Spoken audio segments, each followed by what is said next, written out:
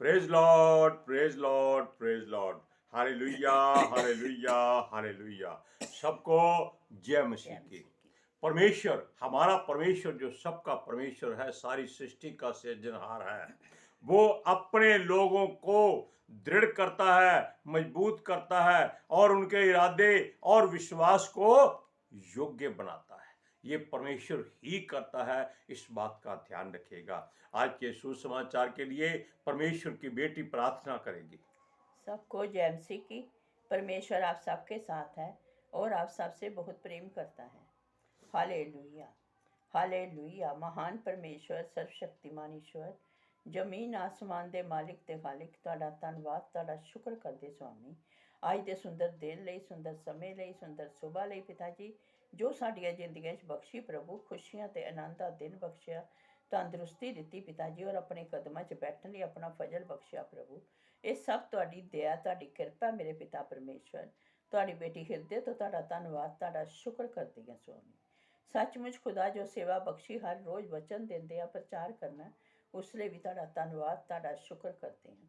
ਬੇਨਤੀ ਕਰਦੀ ਪਿਤਾ ਜੀ, ਹੁਣ ਤੁਸੀਂ ਆਪਣੇ ਵਚਨ ਦੇ ਅਨੁਸਾਰ ਸਾਡੇ ਵਿਚਕਾਰ ਆਓ ਔਰ ਵਚਨ ਪੜ੍ਹਨੀ, ਪ੍ਰਚਾਰ ਕਰਨੀ, ਸਾਡਾ ਮੂੰਹ ਬਣ ਕੇ ਬੋਲੋ ਪਿਤਾ ਜੀ, ਤਾਂ ਕਿ ਤੁਹਾਡਾ ਦਿੱਤਾ ਵਚਨ ਤੁਹਾਡੀ ਇੱਛਾ ਦੇ ਮੁਤਾਬਿਕ ਮੇਰੇ ਪਿਤਾ ਪਰਮੇਸ਼ਵਰ ਦੁਨੀਆ ਦੀ ਸ਼ੋਰ ਤੱਕ ਪਹੁੰਚੇ। ਤੁਹਾਡਾ ਧੰਨਵਾਦ, ਤੁਹਾਡਾ ਸ਼ੁਕਰ ਕਰਦੇ ਹਾਂ ਪ੍ਰਾਰਥਨਾ ਸੁਣਨ ਲਈ। ਪ੍ਰਾਰਥਨਾ ਪ੍ਰਭੂ ਯੀਸ਼ੂ ਦੇ ਸਮਰਥੀ ਤੇ ਪਵਿੱਤਰ ਨਾਮ ਵਿੱਚ ਮੰਗ ਲੈਂਦੇ ਹਾਂ, ਆमीन। आमीन, हालेलुया। अब सुनिए, परमेश्वर अपने लोगों को स्थिर करता है, मजबूत करता है, उनके इरादे पक्के करता है और विश्वास योग्य बनाता है। मनुष्य अपने आप से कुछ नहीं कर सकता। ये बात आप कान खोल कर सुन लीजिए। हालेलुया। सुनिए, उनको ऐसे ही देखना भी चाहता है कि उसके बच्चे, उसके लोग, उसके विश्वासी क्या उसी में बने रहते हैं या नहीं बने रहते। अगर नहीं बने रहते तो क्या कमी है उनमें, क्या घटी है उनमें, उनमें किस बात की जरूरत है, क्या वो वचन में और ज्यादा बढ़ते हैं या नहीं बढ़ते, क्या वो जीवन में केवल अपना हौसला छोड़ बैठे हैं। ऐसा कभी नहीं हो सकता। परमेश्वर अपने बच्चों की हमेशा शुद्ध रखता है। वो तो दुष्ट के मरने से भी प्रसन्न नहीं होता। ऐसा दयालु परमेश्वर है, अनुग्रहकारी है, विलंब से क्रोध करने वाला है, करुणामय परमेश्वर है और दुख देकर पछताने हारा परमेश्वर है। हालेलुया। सुनिए, जैसे उसने मूसा से कहा, क्या कहा था कि अपने लोगों को और ऐसा योग्य बना ताकि वो हर हाल में, हर दुख में, हर मुश्किल में रहने के योग्य हो जाए और अपने पिता परमेश्वर पर विश्वास करें। परंतु फिर भी वो लोग मृत्यु से डर जाते थे। मृत्यु ऐसी वस्तु परमेश्वर ने बनाई है, मृत्यु बनाई है, लेकिन वो इसका इस्तेमाल नहीं करता। क्यों नहीं करता? वो कहता है कि सब जीवित रहे, सबको जीवन मिले, अनंत जीवन मिले और सारे के सारे परमेश्वर के साथ उसके स्वर्ग में रहे। हालेलुया। अब सुनिए, ये लोग मृत्यु से क्यों डर जाते हैं? उनको मालूम है कि ये जो जीवन है, ये जो हमारा जिस्म है, ये दोबारा मिलने का नहीं है। ये दोबारा नहीं मिलने का, केवल एक ही बार मिलता है। उसमें आपकी आयु कितनी है, चाहे आप गर्भ में मर जाओ, गर्भ के बाहर निकलते मर जाओ, 10 साल के, 20 साल के, 50 साल के, 100 साल के, 120 साल के, और चाहे आप 900 साल तक जीवित रहो, लेकिन परमेश्वर जीवन एक बार ही देता है। इस बात का ध्यान रखिएगा। संसार कहता है कि ये 84 लाख जीवन है। बिल्कुल नहीं है। 84 लाख तरह के जीवन है, यानी कि हर कीड़े से लेकर जो पत्थर में रहता है और सबसे बड़े जानवर जो भी दुनिया में आए हैं, मनुष्य बीच में डालकर सबकी गिनती 84 लाख है। हालेलुया। वो कहता है करोड़ों, अरे एक एक की गिनती करोड़ों में है, लेकिन सबकी किस्में 84 लाख है। सुनिए, तब परमेश्वर ने अपने दास मूसा को बुलाया और कहा, अपने लोगों को इकट्ठा कर, इनमें से एक एक प्रधान को चुन ले। और ये प्रधान कहां से निकले थे? सारे याकूब वंशी थे, सारे इजरायली थे, जो अपने अपनी कौम का एक एक प्रधान हो चुका था। यहोवा ने कहा, इनको चुन और कनान देश में भेज, ताकि ये वहां जाकर पता करके आए कि वहां की भूमि कैसी है, वहां का जलवायु कैसा है, वहां के लोग कैसे हैं, वहां कौन कौन से फल होते हैं, वो क्या अन्न खाते हैं या और कुछ खाते हैं, क्या पानी पीते हैं, दाख मधु पीते हैं, मदिरा पीते हैं, या व्यभिचारी हैं या योद्धा हैं, क्या है? ये सब की बातों को पता करके मुझे बता। क्या आप जानते हैं कि परमेश्वर मूर्ख है? नहीं। क्या परमेश्वर को दिखाई नहीं देता? ये भी नहीं हो। क्या परमेश्वर बहरा है? ये भी नहीं सुन सकता। क्या उसका हाथ छोटा हो गया है? नहीं हो सकता, क्योंकि परमेश्वर के लिए कुछ भी असंभव नहीं है। उसने अपने लोगों को मूसा के द्वारा ताकीद की कि जाओ और कनान देश के पास आसपास सारे इलाके को छान मारो। हालेलुया। और सबको भीतर बाहर भेजकर यह सब लोग याकूब वंशी जो थे तैयार कर दिया। मूसा ने हुक्म दिया कि परमेश्वर का हुक्म है कि आप सब लोग जाओ। क्यों? आपको चुना गया है, आप पीढ़ियों के ऊपर प्रधान हैं और आपकी ये ड्यूटी बनती है, कर्तव्य बनता है कि आप जाके अपने घराने के लिए अच्छी जगह ढूंढो। हालेलुया। और उस देश का भेद प्राप्त करो। उसके साथ परमेश्वर के दास मूसा ने जो पुण्य के पुत्र कालेब को भेजा, जो अपने उम्र के 85 से क्या 90 साल तक ऐसा यंग जवान रहा कि उसके बराबर कोई योद्धा नहीं था। और उसके साथ उसने नून के पुत्र यहोशू को भी भेज दिया। यानी कि परमेश्वर को मालूम था कि यही दो योद्धा हैं, बाकी सब केवल दौड़ भाग करने वाले हैं। अब आप इस बात को पढ़ सकते हैं, गिनती की पुस्तक 13 अध्याय उसकी 1 से 3 आयत तक। फिर यहोवा ने मूसा से कहा, कनान देश जिसे मैं इसराइलियों को देता हूँ, उसका भेद लेने के लिए पृथ्वी उसके पुरुषों को भेज। वह उनके पितरों के प्रति गोत्र के एक एक प्रधान पुरुष को हो। यहोवा ने ये आज्ञा देकर मूसा से ऐसे पुरुषों को प्राण जंगल में भेज दिया। प्राण जंगल से भेज दिया, जो सब के सब इसराइलियों के प्रधान थे। Hallelujah, praise Lord. सुनिए, अब वो लोग वहां से चल पड़े। कुछ कपड़ा, रोटी, कुछ भी दाख मधु कुछ साथ में लेकर गए होंगे, हथियार भी लेकर गए होंगे, लेकिन ऐसा नहीं हो सकता, क्योंकि जिसके साथ परमेश्वर यहोवा सहायक हो, उसे किसी बात की जरूरत नहीं पड़ती। अब सुनिए, उन्होंने 40 दिन कनान और उसके आसपास सारे इलाके को छान मारा।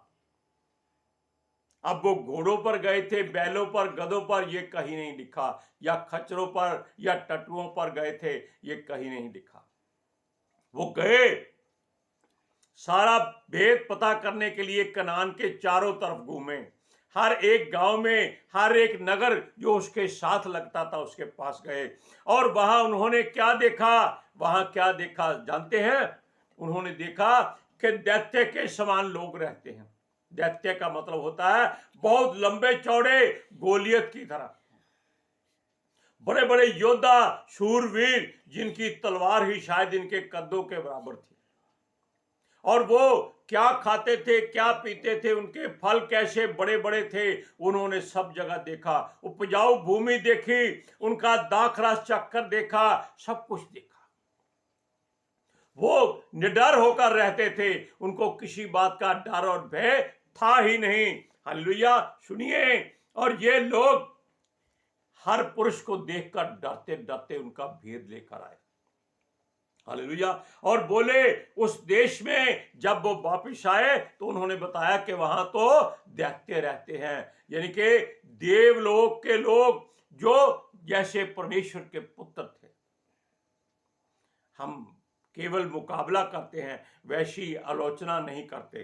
सुनिए, उन्होंने कहा एक एक पुरुष इतना भारी है कि हमारे 100 पुरुष भी उसको मिलकर गिरा नहीं सकते। हालेलुया। उसने कहा वहां खाने पीने की कोई कमी नहीं है, किसी बात की घटी नहीं है, सोना चांदी की बहुतायत है, किसी बात में वो कम नहीं है। वो शूरवीर हैं और इजरायलियों को वो पल में मसल सकते हैं। देखो, ऐसी घिनौनी और बुरी बात ये लोग वहां पर देख कर आए, डरते मारे, भेद लेकर गए, मौत से डर गए। लेकिन वहां पर इजरायली याकूब वंशी जो थे, जब सारे के सारे मूसा के सामने खड़े हो गए, तब कालेब ने जो यपुन्ने का पुत्र था कहा कि वो कुछ नहीं है, हम उनको मार सकते हैं, हिरा सकते हैं और डरा सकते हैं, अभी हम उन पर युद्ध पर के लिए हमला कर देते हैं। यानी कि यहोशू और कालेब दो जन ऐसे थे जो मरने के लिए तैयार थे।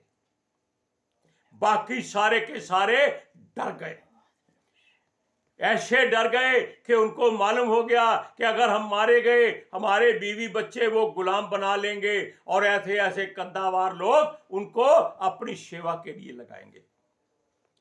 ये लोग जहां भी गए वहां पर ऐसी ही बातें परमेश्वर जानता था ये करते हैं, इसीलिए उसने कालेब और यहोशू को भेजा था इनके साथ में कि असलियत क्या है, वो जो देख कर आए हैं क्या वो ऐसी बात है। लेकिन सुनिए, ये लोग परमेश्वर के होते हुए ऐसी बात करें, ये परमेश्वर को पसंद नहीं।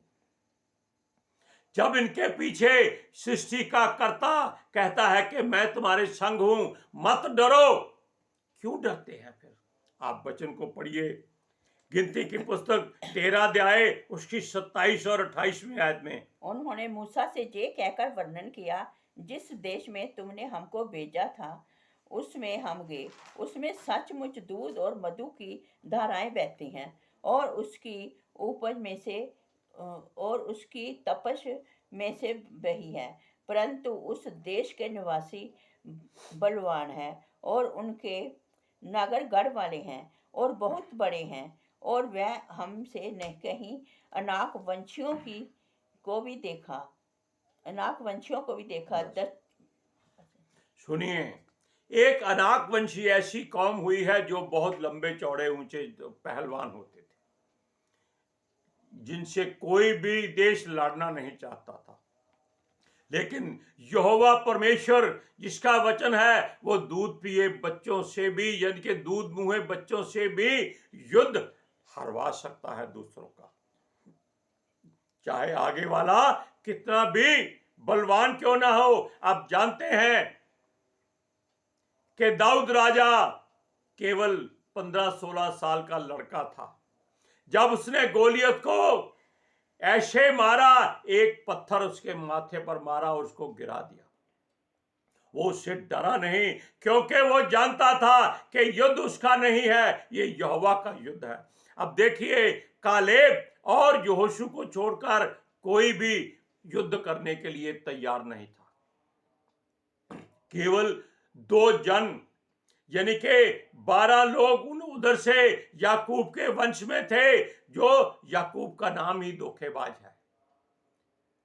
दूसरों को धोखा देकर लाना तो उसका वंश भी वैसा ही होगा, लेकिन परमेश्वर जिनको चुन लेता है उनको छोड़ता नहीं है। अब सुनिए, वो जानते थे कि परमेश्वर यहोवा सृष्टि का सृजनहार, सर्वशक्तिमान, परम प्रधान, सर्वव्यापी, सर्वगुण संपन्न, जिसका नाम सेनाओं का यहोवा है, वो अपना युद्ध खुद लड़ता है और उनका भी युद्ध लड़ेगा। इसलिए उनका युद्ध हमारा नहीं, परमेश्वर का युद्ध है।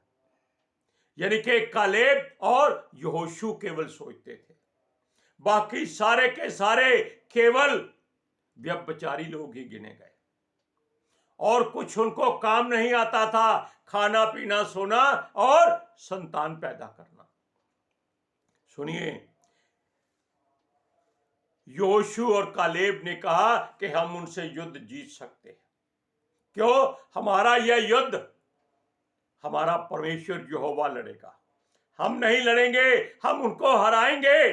लेकिन वो लोग इतने डर गए कि वो रोने लगे, अपने घरों में अपनी बीवियों के पास पहुंच गए, अपने बच्चों के पास पहुंच गए कि पता नहीं इनको वो लोग अभी लेने आ रहे हैं। वो चीख चीख कर चिल्लाए कि हम लोगों को मिस्र में क्यों नहीं मरने दिया, वहां क्यों नहीं रहने दिया, यहां मरने के लिए क्यों ले आए हो? ऐसे लोगों के हाथों से हमको मरवाओगे जो एक एक मुक्का मारेंगे और हम मर जाएंगे। इतना डर गए, वो सारी रात रोते रहे। लेकिन परमेश्वर जानता था कि इन्हीं लोगों को वो आगे करेगा, इनको ही वो उनकी तलवारों से मरवाएगा। क्यों? इन्होंने यहोवा का नाम बदनाम कर दिया। संसार के लोग डरते हैं कि यहोवा परमेश्वर ऊपर के आकाश का और नीचे की धरती का परमेश्वर है, वो जलन रखने वाला परमेश्वर है। लेकिन इन लोगों ने सारा कुछ बर्बाद कर दिया। इन्होंने मूसा से बहुत झगड़ा किया, उनको मारने के लिए भी हो सकता है उठे होंगे कि वो उनको वहां क्यों ले आया, उनका मुकाबला वो नहीं कर सकते, वो उनसे दूर जाना चाहते हैं, वो मिस्र में वापस जाना चाहते हैं। कालेब की और यहोशू की किसी ने कोई बात नहीं सुनी। आप वचन को पढ़िए, गिनती की पुस्तक 13 अध्याय उसकी 30 से 32वें आयत तक। तब कलेब ने मूसा के सामने प्रजा के लोगों को कुछ बताने के विचार में कहा, अब हम लोगों को